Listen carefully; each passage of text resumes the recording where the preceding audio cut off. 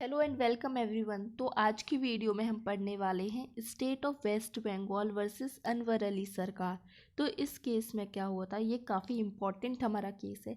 तो इस केस में क्या होता है कि वेस्ट बंगाल की जो गवर्नमेंट है वो एक एक्ट पास करती है और वो स्टेट गवर्नमेंट को नोटिफिकेशन के थ्रू एक स्पेशल कोर्ट बनाने की पावर देती है कि वो जो स्पेशल कोर्ट है क्रिमिनल जुरिस्डिक्शन से डील करेगी और वो उस जगह पर बैठेगी जहाँ पर उसको बताया जाता है, उसको नोटिफिकेशन में बताया जाता है कि ये आपकी सीट है।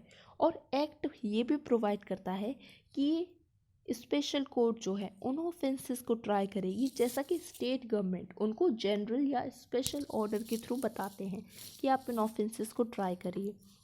और एक्ट ये स्पेशल कोर्ट कौन सा प्रोसीजर फॉलो करेंगी इसके लिए भी वो बताता है और ये प्रोसीजर सीआरपीसी से बिल्कुल अलग है।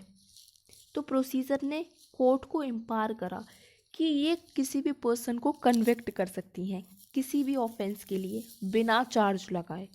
अगर ऐसा एविडेंसेस में हमें मिलता है कि उन्होंने कोई ऑफेंस कमिट करा है तो हम उनको डायरेक्टली पनिश कर देंगे, उन पर चार्ज वार्ज नहीं लगाएंगे। और यहाँ पर ये हाई कोर्ट की राइट ऑफ रिवीजन की पावर भी, हाई कोर्ट से राइट ऑफ रिवीजन की भी पावर ले लेती है पूरी तरह से, लेकिन अपील को अलाउ करती है।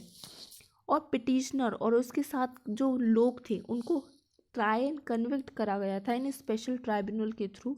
तो उन्होंने एक पिटिशन लेकर आई कैलकटा हाई कोर्ट में आर्टिकल 226 ऑफ द कॉन्स्टिट्यूशन के अंदर।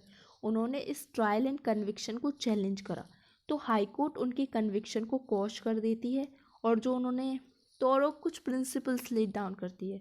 वो कहती है पहली बात वो कहती है कि आर्टिकल 14 जो हमें इक्वल प्रोटेक्शन देता है वो substantive law, procedural law and also against the administration of law, इन तीनों लॉज के अगेंस्ट देता है।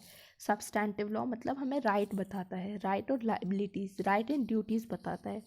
और प्रोसीजरल लॉ प्रोसीजर के बारे में बताता है।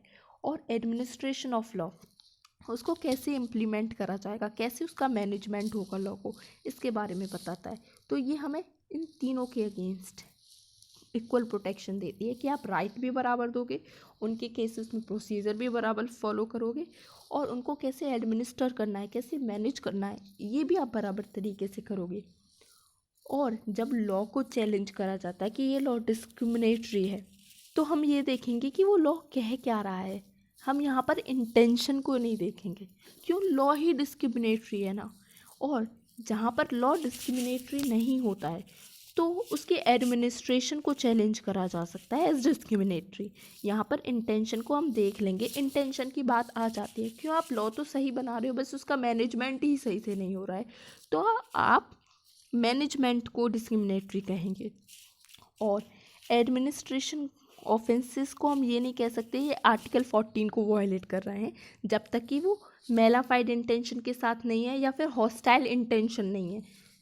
और आर्टिकल 14 लेजिस्लेचर को अलाउ कर सकता है कि वो रीजनेबल क्लासिफिकेशन करेंगे और क्लासिफिकेशन परमिशन टू कंडीशन पे होगा।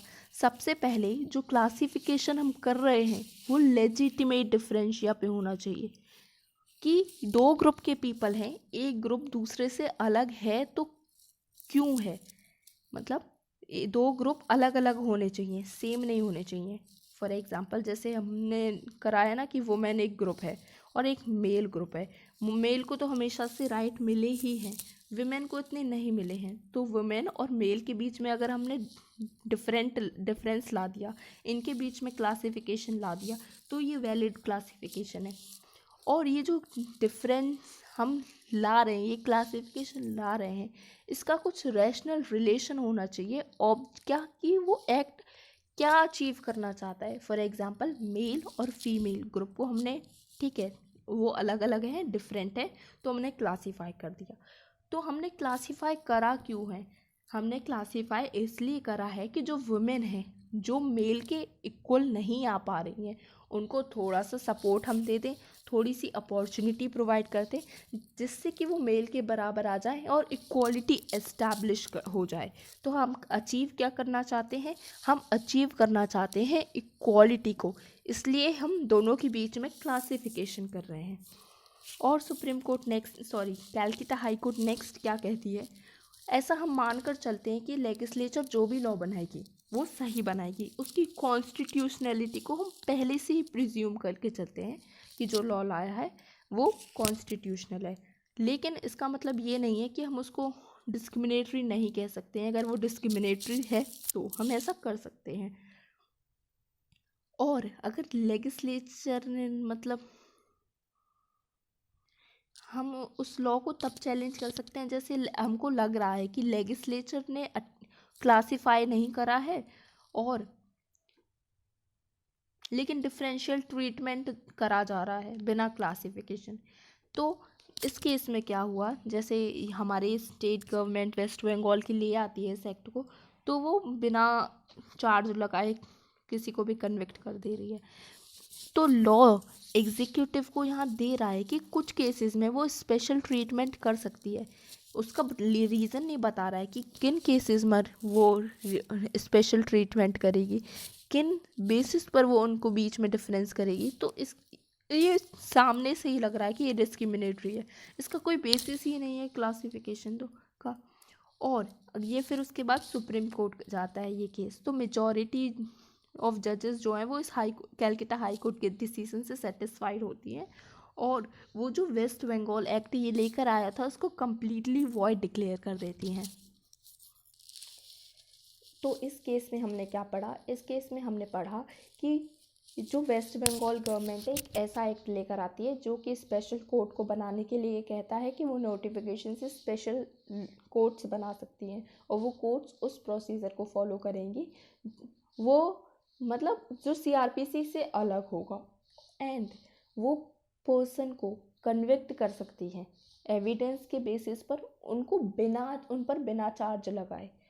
तो ये हमारे नेचुरल जस्टिस के प्रिंसिपल्स का भी वायलेशन है और ये फेयर भी नहीं दिखता है, क्योंकि हम और तो यहाँ पे कैलकाटा हाई कोर्ट क्या कहती है, वो कहती है कि आप सबसे पहले तो दो ग्रुप के पर्सन के बीच में क्लासीफाई कर रहे हो और आप ये बता भी नहीं रहे हो आप क्यों क्यों उनको क्लासीफाई कर रहे हो, क्यों अलग अलग ट्रीटमेंट दे रहे हो, कि कुछ पर्सनस को आप बिना चार्ज लगाए ही कन्विक्ट कर दे रहे हो, तो उसका कोई रीज़न नहीं है।